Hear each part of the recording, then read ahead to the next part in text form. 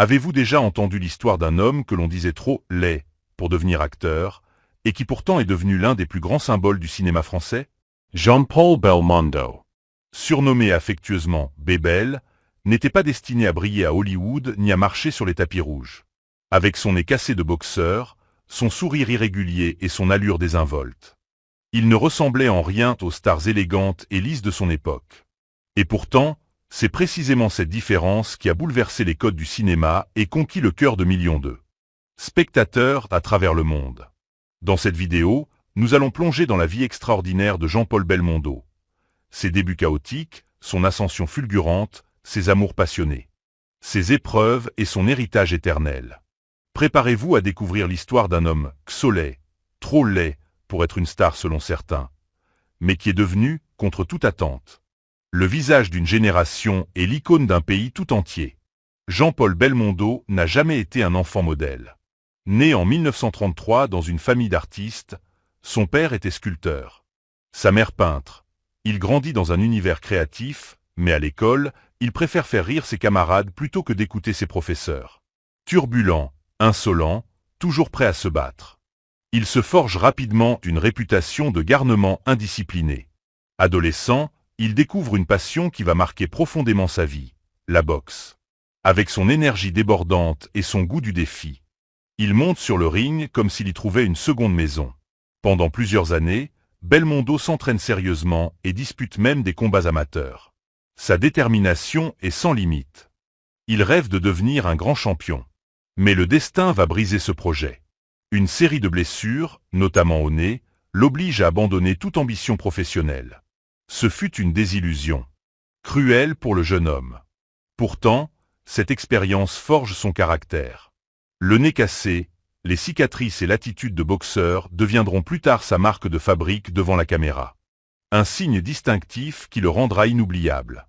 Au lieu de s'apitoyer sur son sort, Belmondo décide de chercher une autre voie. Il se tourne alors vers le théâtre et la comédie. Mais il ne le sait pas encore. Cette réorientation va non seulement changer sa vie, mais aussi transformer à jamais le visage du cinéma français. Lorsque Jean-Paul Belmondo décide de tenter sa chance dans le monde du théâtre, rien ne lui est facile. Il se présente au Conservatoire national supérieur d'art dramatique de Paris, l'école la plus prestigieuse pour les acteurs. Mais dès le départ, il se heurte aux préjugés. Certains professeurs le regardent avec condescendance. Avec une tête pareille, vous ne ferez jamais carrière au cinéma, lui aurait lancé l'un d'eux. À une époque où l'on valorisait la beauté lisse et les visages impeccables, Belmondo, avec son nez cabossé, son sourire canaille et son allure de bagarreur, semblait hors norme. Mais loin de se décourager, il transforme ce rejet en force. Il développe un style de jeu unique, plus naturel, plus instinctif, qui tranche avec la diction académique et figée des acteurs traditionnels. Sur scène, il dégage une énergie brute. Un magnétisme qui captive. C'est alors qu'arrive le rôle qui change tout.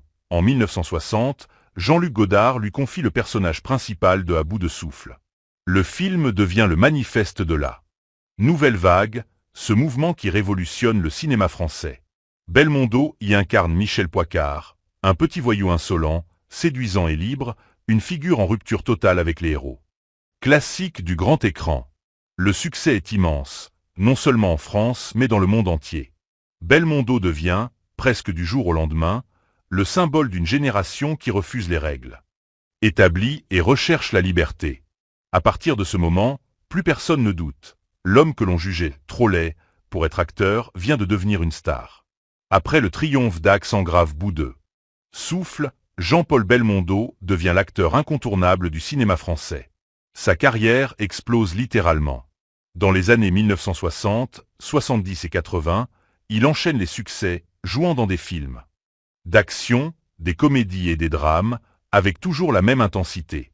Contrairement à beaucoup d'acteurs de son époque, Belmondo refuse d'être enfermé dans un seul registre. Un jour voyou charmeur. Le lendemain policier intrépide ou héros romantique, il surprend sans cesse le public. Son style est reconnaissable entre mille, énergie débordante, humour insolent, regard magnétique. Mais ce qui le rend unique, c'est son goût du risque. Belmondo réalise lui-même la plupart de ses cascades, sans doublure. Qu'il s'agisse de sauter d'un hélicoptère, de grimper sur un train lancé à Pleine vitesse ou de se suspendre au-dessus du vide, il repousse les limites du possible. Cette audace fait de lui un acteur populaire, adoré par les spectateurs qui voient en lui un homme vrai, courageux et authentique. Ses films comme Le Professionnel, L'Homme de Rio, Peur sur la ville ou encore Itinéraire d'un enfant gâté deviennent des classiques. Chacun d'eux révèle une facette différente de son talent et contribue à renforcer sa légende. Dans ces décennies, Belmondo n'est pas seulement une star en France. Il s'impose aussi à l'international, devenant l'un des rares acteurs français à séduire le public au-delà des frontières. Plus qu'un comédien, il incarne une époque, celle d'un cinéma libre, audacieux et populaire. Derrière le sourire charmeur et le succès éclatant, la vie privée de Jean-Paul Belmondo fut loin d'être un long fleuve tranquille. Tout au long de sa carrière, il multiplie les histoires d'amour passionnées.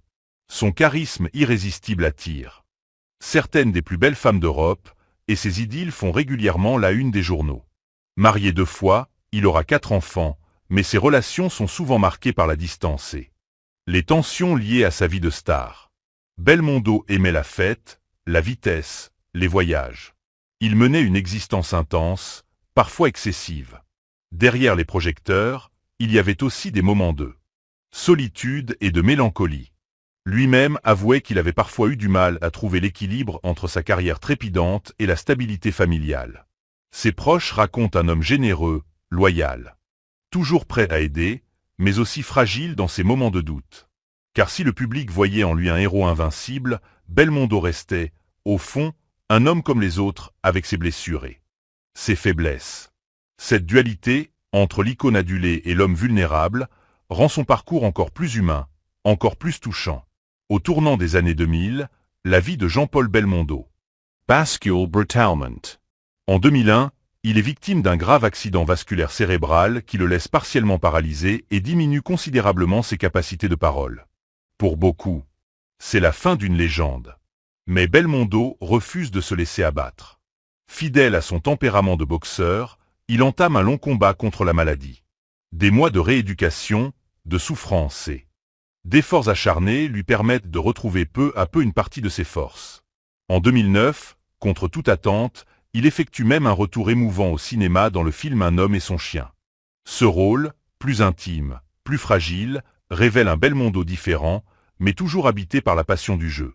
Jusqu'à la fin de sa vie, il restera dans le cœur des Français comme un symbole de courage, d'énergie et de liberté. Quand il s'éteint en septembre 2021, c'est toute la France qui lui rend hommage. Les funérailles nationales aux Invalides témoignent de l'amour immense que lui portait son pays. Son héritage dépasse le cinéma. Belmondo a montré qu'il n'était pas nécessaire d'avoir un visage parfait pour incarner le charisme, ni une vie sans faille pour devenir une légende. Il laisse derrière lui l'image d'un homme vrai, sincère, qui a marqué plusieurs générations et qui continue, encore aujourd'hui, à inspirer.